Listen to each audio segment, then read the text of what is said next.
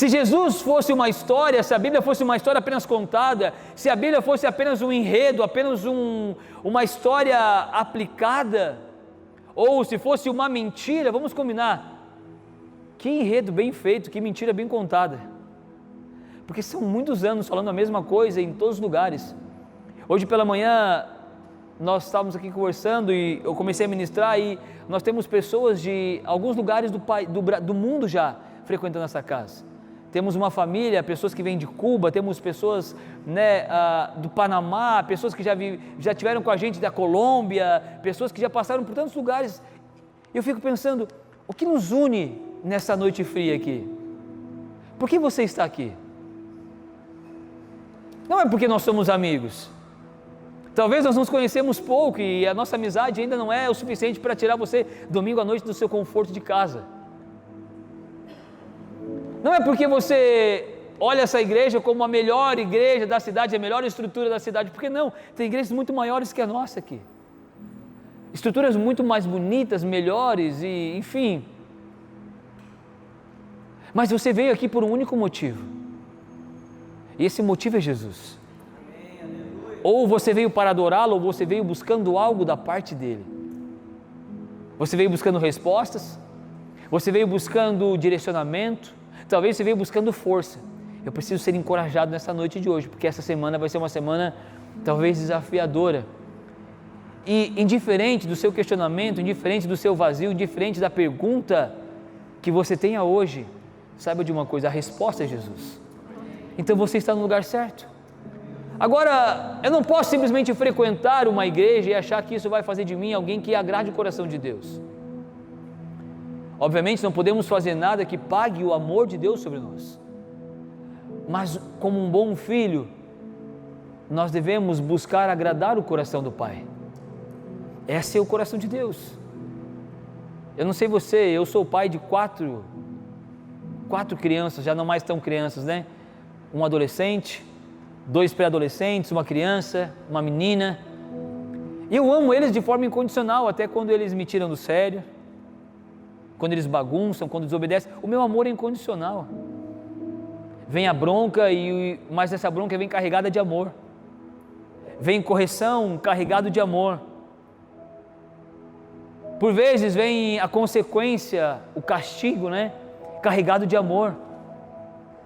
Mas é tão especial quando eu consigo olhar neles a intenção que eles têm de agradar o meu coração. E eu creio que da mesma forma é com Deus Pai. Existem duas coisas, ou Jesus estabeleceu a maneira de ser cristão, a maneira de nos parecermos com Ele. Porque se você diz, eu sou um cristão, você está dizendo, eu me pareço com Cristo, eu quero me parecer, eu preciso aprender mais, quero cada vez mais me parecer com Cristo. Jesus vem e Ele estabelece aquilo que nós chamamos de os dois grandes. E esse é o tema dessa noite, dessa mensagem. Quais são os dois grandes? É o grande mandamento e a grande comissão. Jesus está sendo questionado por alguns dos fariseus, alguns homens sendo questionado por os religiosos da época, e ele pergunta quais são os mandamentos mais importantes, ou ainda o que se resume à lei, o que de fato é a lei de Deus. Jesus diz, olha, a lei de Deus, ela é simples. Amarás, pois, o Senhor teu Deus de todo o teu coração, com toda a tua alma, com todo o teu entendimento, e amarás o teu próximo como a ti mesmo. Esse é o grande mandamento. Maior do que estes, Jesus diz, não existe. Mas Jesus também, antes de subir aos céus, antes de voltar ao Pai, Ele deixa a mim e a você uma grande comissão. Ele deixa a mim e a você uma ordenança, uma direção clara. E a Bíblia chama isso de grande comissão, uma vez então que eu entendo que é uma grande comissão, não é uma sugestão, não é uma opinião, não é uma possibilidade, é uma expectativa no coração de Deus. É a grande comissão. Ide, fazei discípulos, batizando-os em nome do Pai, do Filho e do Espírito Santo, ensinando-os a guardar aquilo que vos tenho ordenado. Então, viver Cristo, viver cristão, viver uma vida de uma forma cristã eu preciso amar a Deus sobre todas as coisas e o meu próximo como a mim mesmo. É o grande mandamento. E eu preciso levar esse amor, eu preciso expressar, eu preciso manifestar esse amor, porque quando eu amo o meu próximo, quando eu amo a Deus sobre todas as coisas, e eu amo o meu próximo, e eu manifesto isso, então, eu me torno parecido com Cristo. Então eu vivo a minha vida como Jesus, e aí eu posso dizer então que eu sou um cristão. Eu posso dizer que sou um cristão. Talvez você tenha nascido num berço evangélico, num berço cristão, você foi ensinado desde muito pequeno a amar a Deus, a amar as pessoas, a servir a Deus. Eu não venho de um ambiente como esse. Eu venho de um ambiente, de uma família muito conturbada, de uma família muito desregulada, muito desregrada. A minha adolescência, a minha juventude foi muito distante da presença de Deus. Muito distante. Por vezes a gente olha para o pastor e pensa, cara, esse cara nasceu assim. Ele nasceu pastor. E pastor não é quem eu sou, é o que eu faço. Isso é função. E eu fui resgatado pelo amor de Deus quando eu vivia o mais obscuro da minha vida. Uma vida promíscua, uma vida distante da presença, uma vida que envergonhava os meus pais, uma vida que eu tinha que viver ela no escuro, escondido, porque era uma vida podre. De repente alguém chega para mim e fala, olha, o que você precisa está em Jesus, você precisa conhecer Ele. E foi quando então eu fui alcançado por esse amor e eu aceitei receber desse amor. Para você estar sentado aqui nessa noite, alguém algum dia falou de Jesus para você. Alguém disse, olha, você precisa conhecer o meu melhor amigo. Alguém disse para você, a resposta que você precisa para o teu casamento está em Jesus. A solução que você precisa para a tua vida profissional, para a tua empresa está em Jesus. O sentido da vida que você procura, que você está buscando, não é na faculdade, não é na pós, não é no MBA, não é mais uma terceira empresa, quarta empresa, não está na tua conta bancária, não está na tua vida bem... Não, o propósito que você busca está em Jesus. E você veio e chegou até aqui. E não importa por quanto tempo você segue Jesus, alguém te apresentou Jesus em algum momento. Talvez você diga, não, mas eu que nasci num berço cristão, eu que nasci num lar cristão, nunca, como diz a minha esposa, né, Fernanda, ela fala, eu sou uma ex-nada, que às vezes a pessoa vai contar um testemunho, porque eu sou ex-traficante, eu sou ex não sei o quê, e ela fala, eu nasci na igreja, criei na igreja, eu sou bisneta de pastor, neta de pastor, filha de pastor, casei, agora meu marido é pastor, eu sou pastor, eu sou uma ex-nada, não tenho testemunho para contar. Talvez você seja essa pessoa que viveu a sua vida inteira de uma forma agraciada no âmbito de igreja. Isso é muito bom. Esse é o maior testemunho que alguém pode carregar. Mas saiba que os teus pais então fizeram um bom trabalho, seguindo com a grande comissão, te ensinando o caminho que você deveria andar. E por isso você está aqui. Há uma expectativa no coração de Deus. E nesses dois textos, Marcos capítulo 12, verso 30 e 31, e Mateus 28, 19 e 20, eu encontro alguns propósitos pelo qual nós devemos viver a nossa vida cristã, e deixa eu te falar, são propósitos pelo qual essa igreja, essa comunidade de fé, essa casa, vive, projeta, realiza planos, eventos, cultos. É dessa maneira, é nesses 5 propósitos que eu quero falar com você nessa noite. Marcos capítulo 12, verso 30 e 31 diz, amarás pois ao Senhor teu Deus de todo o teu coração, de toda a tua alma, de todo o teu entendimento, de todas as tuas forças. Esse é o primeiro mandamento. E o segundo é esse, amarás o teu próximo como a ti mesmo. Não há outro maior mandamento do que esse. A vida que todo filho de Deus deve viver, deve ser fundamentada nos grandes mandamentos, nesses 2, e na grande comissão. E amarás pois ao Senhor teu Deus de todo o teu coração. Eu encontro aqui o primeiro propósito pelo qual nós devemos viver. Nós devemos viver para adoração a Deus. Devemos viver para adorar a Deus, devemos viver para a glória de Deus. As pessoas, ao olharem para a minha vida e olharem para a sua vida, elas têm que olhar para nós e falar, olha, eis aí um filho de Deus. Ele vive esse padrão de vida, ela vive esse padrão de vida porque ele é um filho de Deus. Eu consigo ver Deus na vida dessa pessoa. É adoração. Quando eu amo, eu expresso essa devoção. Quando eu amo, eu expresso esse amor. Porque eu amo, eu me reúno com a comunidade de fé. Porque eu amo, eu não posso viver longe da sua presença, porque eu amo. E quando eu amo, eu então começo a adorar a Deus. Entenda, não importa o número de pessoas. Estamos aqui nessa noite, talvez em torno de 60 pessoas. Talvez pudéssemos estar reunidos num ambiente com 60 mil pessoas. Indiferente daquilo ou do número de pessoas pelo qual número de pessoas que nós estamos reunidos, o motivo pelo qual nós estamos aqui é único e exclusivo: Jesus Cristo. É por isso que você veio.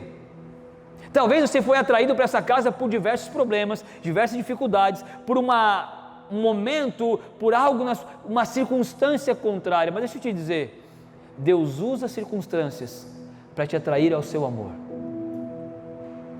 No final de tudo, o relacionamento com Deus, a vida cristã, ela deve ser embasada e fundamentada em amor. É um amor que eu entendo, é um amor que eu recebo. A Bíblia diz que nós o amamos porque Ele nos amou primeiro. Então, o seu amor, o meu amor a Deus, a nossa adoração, não é algo em que nós manifestamos, não, isso é apenas uma resposta, é reflexo do amor de Deus ao qual nós recebemos. Somos atraídos, fomos conquistados por esse amor irresistível, e por isso nós o amamos, por isso nós o adoramos. Esse é o motivo pelo qual eu e você devemos viver a nossa vida todos os dias. Não importa se sozinho, não importa se na comunidade de fé, eu e você, quando expressamos adoração, nós estamos expressando também o nosso amor. Quando nós dizemos que o amamos, lógico, imediatamente como resposta do nosso amor, nós o adoramos. Eu não te troco por nada, não há espaço para mais nada, todo o vazio que havia em mim, agora é a sua morada. É se abrir para esse amor. Amarás o Senhor teu Deus, Mateus 4,10 diz, Jesus fala, amarás o Senhor teu Deus e só Ele servirá. Entenda que o propósito da vida cristã não é fazer algo para Deus. Fazer algo para Deus é a resposta do amor que eu expresso, é do amor que eu tenho por Ele. São dois verbos, amarás, servirá. O amor, o amarás, a direção de Jesus, ela vem antes do servir. Eu faço tantas coisas para Deus, mas eu não me sinto completo. Eu venho na igreja, eu toco no louvor, eu ministro aqui, eu sou um dos voluntários dessa casa, eu faço tantas coisas, eu faço boas obras, eu sou alguém que serve numa ONG, mas não encontro propósito, porque não há propósito na vida do ser humano longe do amor de Deus. Mas quando eu encontro o propósito, quando então eu vivo esse amor, eu estou debaixo da cachoeira, eu me coloco debaixo da cachoeira do amor de Deus, então servir é apenas um reflexo desse amor, do entendimento desse amor. Então eu sirvo o meu irmão, eu olho para a pessoa ao lado, eu me compadeço, eu me encho de compaixão, eu quero servir a você, eu quero servir na casa, eu quero servir na igreja, eu quero fazer parte da família. Eu sirvo o meu colega de trabalho, eu sirvo a pessoa que está precisando de ajuda, necessitado, porque aquele que está tomado de amor, o servir pessoas é um estilo de vida. Servir pessoas é um estilo de vida para aquele que ama a Deus. Porque Deus que amou o mundo de tal maneira, Ele deu o seu Filho, entende? Aquele que ama, entrega, aquele que ama, Ele dá. E Deus amou o mundo de tal maneira, para que todo aquele que nele crer não pereça, mas tenha a vida eterna. Deus entregou o seu Filho. E a gente olha, porque Deus enviou o seu Filho não para condenar o mundo, mas para que o mundo fosse salvo por Ele. Esse amor é entregue, é um amor sacrificial. Jesus veio para essa terra por um único propósito: morrer em uma cruz. Morrer em uma cruz. Mas alguém que vem para morrer, alguém que vem para se entregar, alguém que vem para entregar tudo, até a sua última gota de sangue, ele libera algumas palavras. E quando ele libera algumas palavras, eu te pergunto, e quero te fazer pensar, será que existe importância nas palavras desse homem?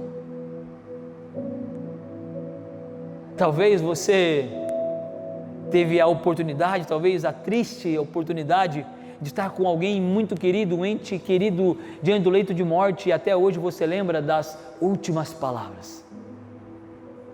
Ficam marcadas. Olha, eu vou cremar o corpo, vamos cremar e vamos lançar as cinzas no mar, vamos lançar as cinzas no ambiente, no campo. Por quê? Porque esse foi o último desejo. Essa foi o último pedido, foram as últimas palavras. Aqui estão as palavras de Jesus quando passa por essa terra. Eu acredito que há importância nisso. Há importância. Segunda coisa que eu encontro nesse texto é que, onde diz, amarás o teu próximo como a ti mesmo. A igreja, ela existe para ministrar pessoas. E o segundo propósito pelo qual nós vivemos como cristãos, e essa casa se move, e essa casa nasceu há 4 anos atrás.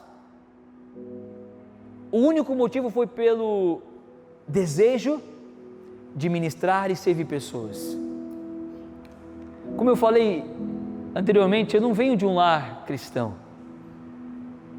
Eu não venho de uma vida que eu fui preparado para ser. Eu sou o primeiro pastor da minha família, tanto do lado do meu pai quanto do lado da minha mãe.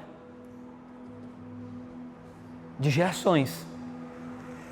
Eu não fui forjado para isso, não fui preparado para isso.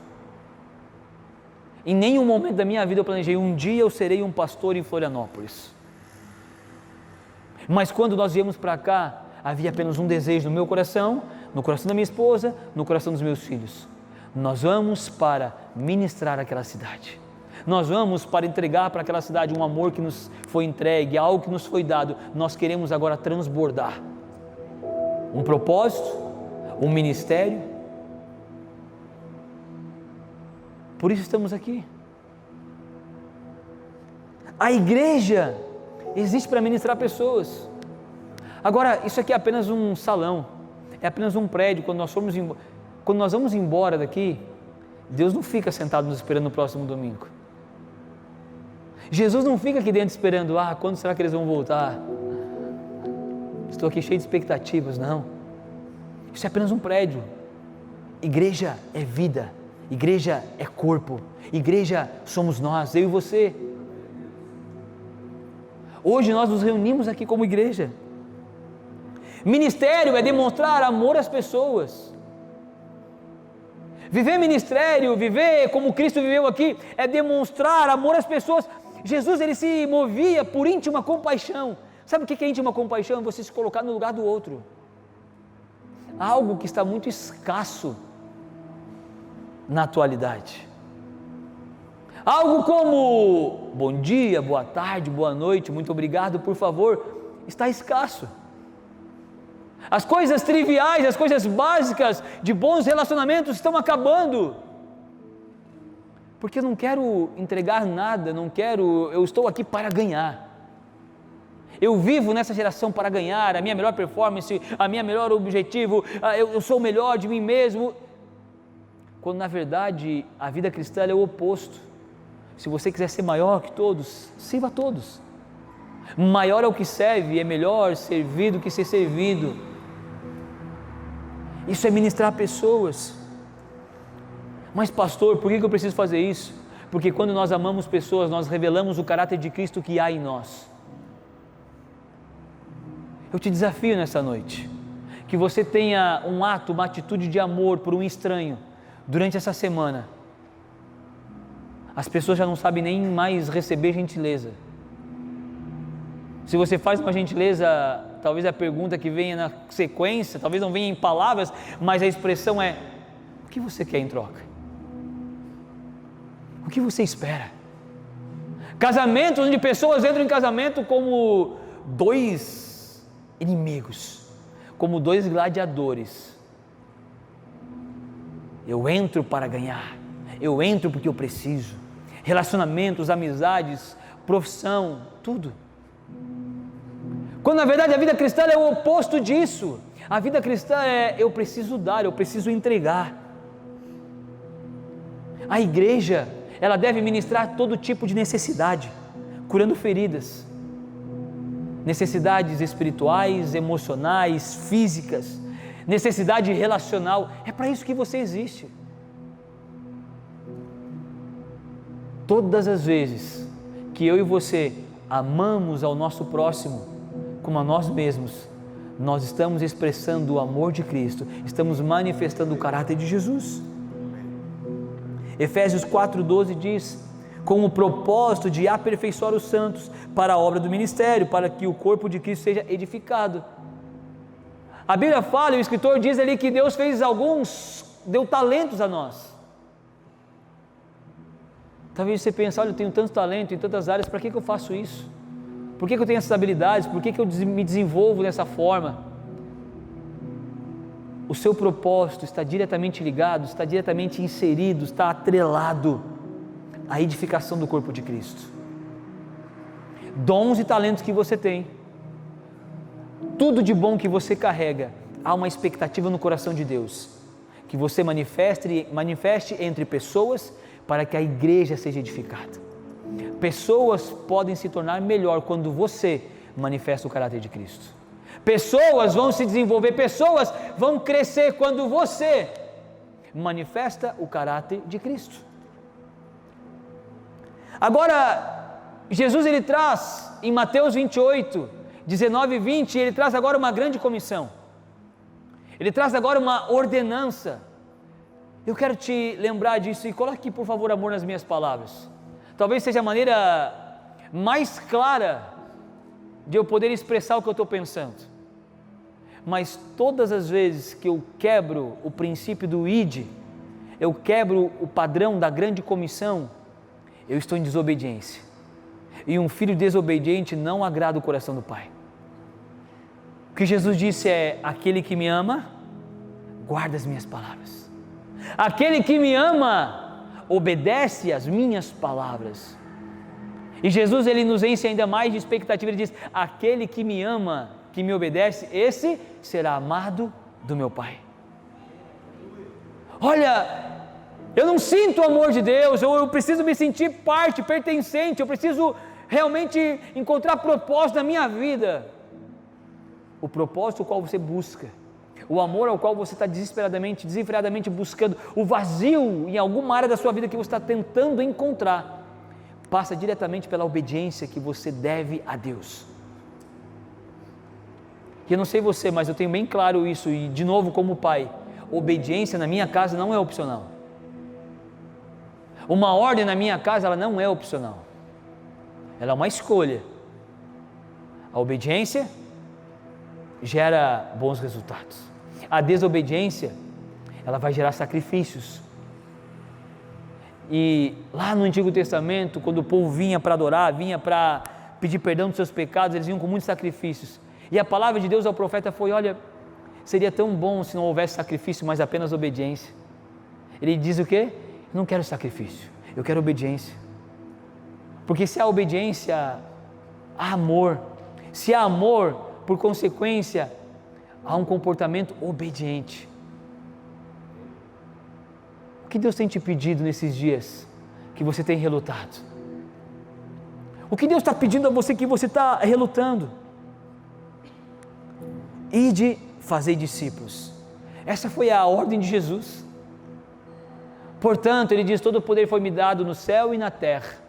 Tudo foi me dado e eu vou transferir para vocês. Para quê? Vai, ide, fazei discípulos. Esse verbo no imperativo, esse ide deve ser lido como enquanto você está indo. No original da escritura, no grego, está enquanto você vai, enquanto você caminha, você faz discípulos. Hoje, a partir dessa noite, você sai dessa casa sabendo mais do que alguém que nunca ouviu essa mensagem. Você sai daqui com uma informação, você sai daqui com pelo menos uma informação, talvez não seja a revelação, mas pelo menos uma informação. E lá fora, alguém precisa dessa mensagem que você agora tem depositada na sua mente, no seu coração, está em você. Então, enquanto você caminha, enquanto você vive a sua vida cristã, há uma expectativa no coração de Jesus. Enquanto você anda, faça discípulos. O que é fazer discípulos? É falar, ensinar pessoas, compartilhar o caráter de Cristo, dizendo: olha, a vida cristã é se parecer com Jesus. Há um caminho para isso. Jesus nos comissionou para ir pelo mundo e espalhar a mensagem do Evangelho. A mensagem do Evangelho é uma graça abundante por homens e pecadores, mulheres pecadoras, homens, uma humanidade que rejeitou o Criador. A mensagem do Evangelho é: Deus amou e se entregou, se fez carne, se fez criatura, para resgatar, para comprar, para salvar uma criação que o rejeita. Gente, isso é loucura, isso é escandaloso. Deus cria o homem, Deus cria a humanidade para relacionamento. A Bíblia fala que todos os dias, na viração do dia, Deus vinha até o jardim, chamava Adão e Eva pelo nome, e ali se relacionava, convivia, conversava com eles. Essa criação o rejeita. Então existe agora não o castigo, existe agora não a punição, mas existe agora um escândalo, o escândalo da graça, que é: eu preciso resgatar essa criação que me rejeita, eu preciso comprar aquilo que era meu por direito. É um Criador que constrói, alguém vem e toma, e agora, para ter direito sobre isso, ele compra aquilo que já era seu. Esse é o escândalo da graça. Nós o rejeitamos, nós o resistimos, ele resolve então morrer por mim e por você, para nos atrair, para nos comprar. Você está aqui nessa noite e você pertence a Deus por direito de criação e por direito adquirido. Você é de Deus duas vezes. Isso é escandaloso. E aí ele fala: olha, só o que eu quero que você faça é que quando você ande pelo mundo, enquanto você caminha, enquanto você vive a sua vida, eu gostaria muito que você fizesse discípulos, que você falasse desse amor que alcançou você. Só fala. Eu não quero ser aqui emotivo ou trabalhar com emocionalismo, mas eu quero te fazer pensar. Cada cadeira vazia dessa poderia ser um amigo, um familiar que você ama muito, que poderia estar nessa noite ouvindo a mensagem do Evangelho junto com você. E, para ser bem claro, não é responsabilidade minha falar de Jesus para as pessoas que você convive. É sua. Isso é propósito de vida. Isso é propósito ao qual Jesus estabeleceu e pré-estabeleceu. Uma vez que Jesus nos comissionou, se eu não faço, estou em desobediência. Deixa eu perguntar para você, e de verdade não se constrange. Também não me responda, só pense. Quando foi a última vez que você falou de Jesus para alguém? Quando foi a última vez que você testemunhou que a vida que você vive hoje é porque Jesus te encontrou? Quando foi? Ah, mas eu não sei pregar. Mas eu não sei falar. Não. Conta a sua história. Conta a história da transformação na sua vida, porque isso é tudo que você precisa. Isso é tudo que você precisa. O seu testemunho de vida, a sua mudança de história, é a mensagem mais poderosa que você carrega. Quem era você antes de Jesus? Quem você hoje? Quem é você hoje? O Senhor nos fez para evangelismo, para uma missão e de fazer discípulos, batizando-os em nome do Pai, do Filho e do Espírito Santo. Isso fala a respeito de comunhão.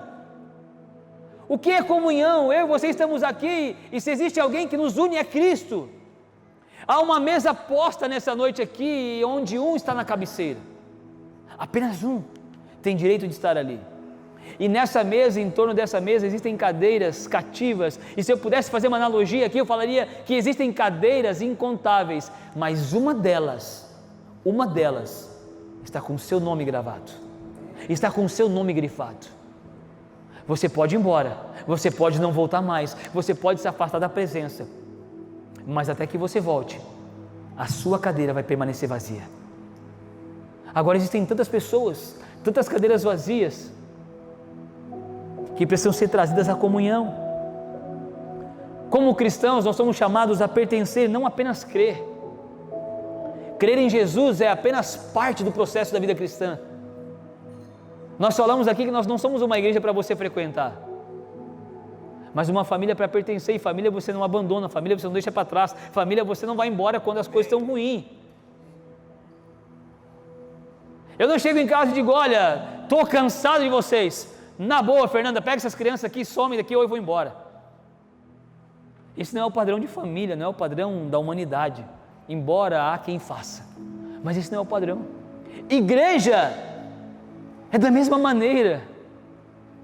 Se você frequenta uma igreja, vai haver insatisfação, mas se você pertence a uma igreja, há comunhão, há pertencimento, há um ambiente familiar. Deixa eu te dizer, você que está aqui nesta noite, talvez pela primeira vez nos visitando, ou você que tem frequentado essa casa, estou te falando diante de Deus, diante do altar, com temor e tremor no meu coração. Eu estou aqui para servir você. Essa igreja, o time, voluntário, líderes, nós estamos aqui para... Você pode contar com a gente. Agora eu não posso também ser leviano. Deixa eu te dizer, em algum momento, como família, nós também queremos contar com você. Porque essa é a lógica da família. E nós somos uma família para você pertencer. Como assim? Vão querer alguma coisa em troca minha? Não, não. Não há nada em troca, não há que nós possamos comprar, pagar. Não. Mas viver família, viver ambiente familiar, viver igreja de verdade. Gente, estou falando com tristeza no coração porque existem tantas igrejas por aí. Tantos escândalos. Nunca foi tão difícil. Eu falei, outro dia estava conversando com meu sogro, falei, olha, Fernando, eu não sei para você, porque meu sogro já está, né, você fez 60 anos agora. Falei, talvez para você tenha sido mais fácil, mas como é difícil hoje ser pastor. Você explicar de coisas que você não fez. Você tem que provar para pessoas que você não é o que você não cometeu. Porque existem tantos escândalos, tantos problemas na sociedade, tantos escândalos pastorais, igrejas, ministeriais. E aí quando você diz, olha, eu sou um pastor, as pessoas olham para você como se você fosse um leproso. Ser cristão hoje, de fato, de verdade, vai te colocar em ambientes desconfortáveis. Olha, nós fizemos aqui um churrasco da empresa, mas a gente não te convidou porque você é cristão. Você não ia entender o que acontece no ambiente, você não ia concordar. Olha, esse negócio está aqui, esse cliente chegou, mas a gente não te chamou na mesa para se dar contrato porque você é cristão. Você não ia aceitar a maneira pelo qual nós fizemos esse contrato. Isso é ser cristão, é ter comunhão com Deus. Uma vez que eu tenho comunhão com Deus, eu entendo que crer é apenas o primeiro passo, é o acesso à família da fé. Mas a comunhão, Jesus diz, olha, batizando-os. O que é isso? O batismo nas águas, assim como Jesus foi batizado, é o selo, é a marca. O mundo espiritual olha para mim, olha para você que foi batizado nas águas, que desceu as águas, que confessou Jesus como o Senhor e Salvador da sua vida. O mundo olha para mim, olha para você, o mundo espiritual, e pensa, ei, esse aí, como nós cantamos aqui, esse a gente já perdeu. O inferno perdeu mais um, já foi, esse aí era, não, esse aí já, esse um dia, quando fechar os olhos aqui, ele vai morrer com Cristo. Ele vai viver com Cristo, ele vai fechar os olhos aqui, vai abrir os olhos na eternidade com Jesus. Glória a Deus. Isso é comunhão que Deus espera. Essa é a comunhão que o Senhor espera de mim e de você. Efésios 2,19 diz, portanto, não sois mais estrangeiros, nem imigrantes. Acabou minha bateria aqui. Voltou minha bateria. A minha não, do microfone na verdade. Eu ainda tenho muita carga. Portanto, não sois mais estrangeiros, nem imigrantes, pelo contrário, sois agora co-cidadãos dos santos e membros da família de Deus. Sabe o que isso quer dizer? Se você é um cidadão celestial, se você é um co-cidadão, existe algo da parte de Deus sobre você. Você não pertence mais a essa terra, você é embaixador de Cristo. Quando você entra num ambiente, obrigado. Quando você entra num ambiente, você entra numa embaixada americana, uma embaixada espanhola, as regras que valem ali é da embaixada. Não, mas eu estou no Brasil. Está no Brasil, mas se a embaixada é americana, você vai ser preso ali, você vai ir para os Estados Unidos. Quando chega lá, eles te deportam. Mas que loucura, porque é que vale as regras, são as leis do país. O cristão que entende a comunhão com Deus, ele já não vive mais como essa terra padroniza, não vive mais o que esta terra diz, ele vive agora a sua vida no padrão do reino celestial.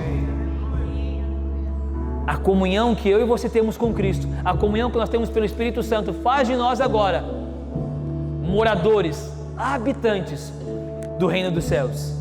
Nós somos co-cidadãos. Que é isso? Eu não merecia, mas eu recebi o meu visto celestial. Eu tenho um passaporte celestial agora. Agora eu tenho acesso ao céu quando eu quiser. E aí Jesus termina dizendo, ensinando-os a guardar tudo o que vos tenho ensinado. Ensinando-os fala a respeito de discipulado. O que é discipulado? É eu e você cada dia mais nos parecermos com Cristo. Talvez você já ouviu a expressão dizendo, cara, eu não vou na igreja dos crentes. Por quê? Crente é tudo igual. Crente é tudo igual. E eles não estão errados. Porque uma vez que eu me pareço com Cristo, uma vez que você se parece com Cristo, é lógico que nós vamos nos parecer uns com os outros.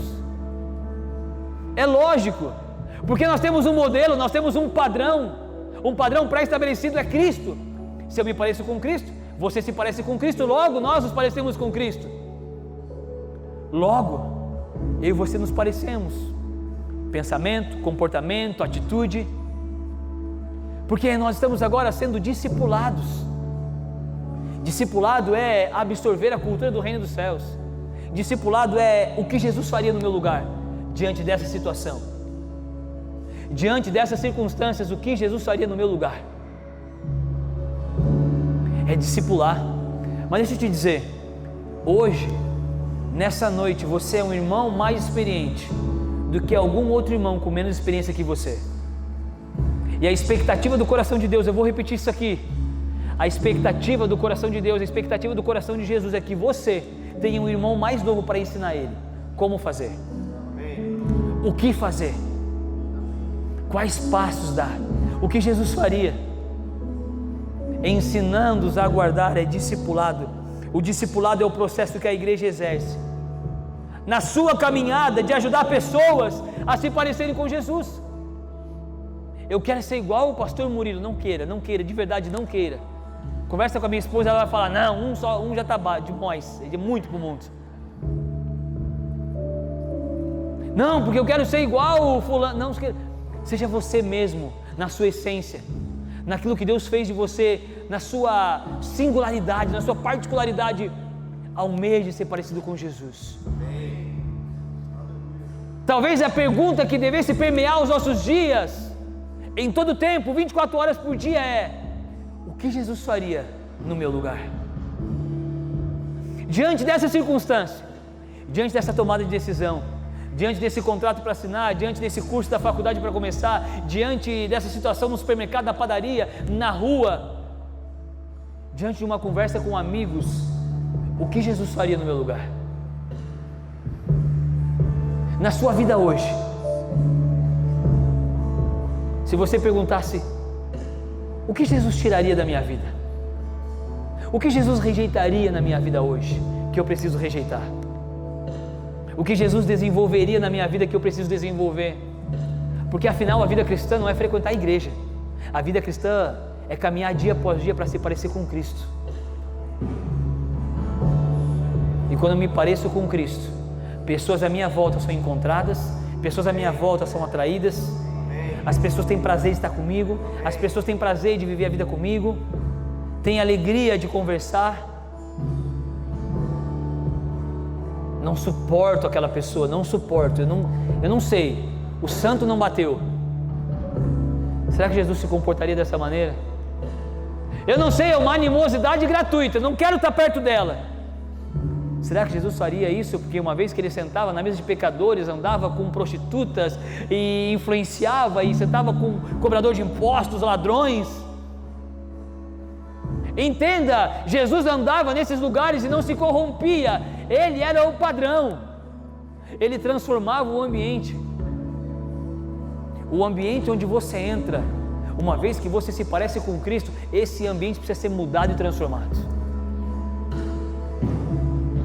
Quando você entra no ambiente, a piada suja, a piada de baixo escalão, ela tem que cessar. Eita, chegou aquele que não vai rir. Quando a fofoca está no ambiente, quando você entra, as pessoas se calam, se silenciam. Porque a autoridade que você carrega no Espírito, quando se parece com Cristo, muda o ambiente, muda as circunstâncias, muda pessoas. Amém. Amém. Esses 5 propósitos não é a respeito da Igreja Reviver. Esses 5 propósitos, pelo qual nós como Igreja Reviver vivemos, nós como igreja manifestamos, nos movemos, nos desenvolvemos. Esses 5 propósitos falam a respeito de um estilo de vida de alguém que se diz filho de Deus. Fique de pé no seu lugar, eu gostaria de orar com você.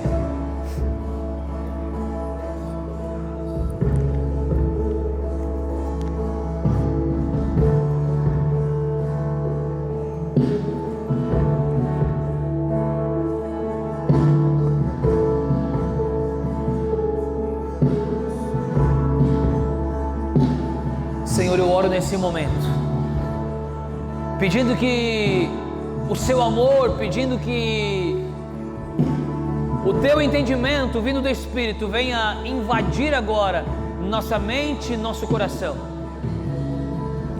Eu oro agora pedindo, Senhor Espírito Santo, que a palavra que foi lançada aqui nessa noite, ela encontre corações como uma terra boa, uma terra arada, uma terra fértil, uma terra disposta a dar frutos e frutos que permaneçam. Senhor, eu oro nesse momento pedindo, Espírito Santo, leva-nos ao pleno conhecimento da Tua vontade para as nossas vidas.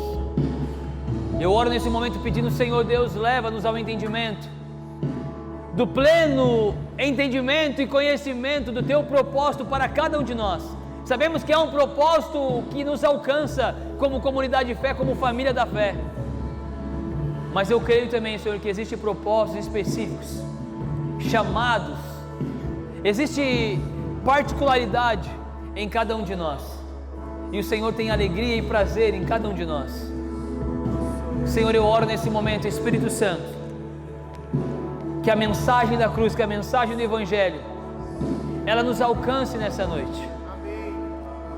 E ela possa reacender em nós a chama do primeiro amor. Que nós possamos voltar às origens, que possamos voltar ao dia, a revelação do dia em que Teu amor nos alcançou, onde nós somos inundados, constrangidos por esse tamanho amor, infindável amor, infinito amor, escandaloso amor. Que nós possamos viver a partir do entendimento e do reconhecimento que o Senhor nos amou primeiro e por isso nós o amamos. Traz a nós o convencimento do estilo e do padrão de vida que o Senhor espera que nós venhamos a viver. Nos livra da mediocridade, nos livra de sermos frequentadores de igreja, livra-nos. Eu oro agora pedindo, Senhor Deus, faz de nós verdadeiros cristãos, faz de nós pequenos cristos, faz de nós discípulos que agradam o coração do Pai.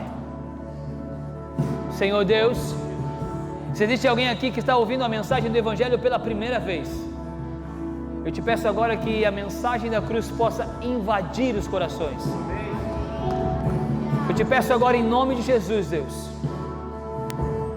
que a mensagem do Evangelho venha ser vibrante nos nossos corações, venha ser pulsante nas nossas vidas.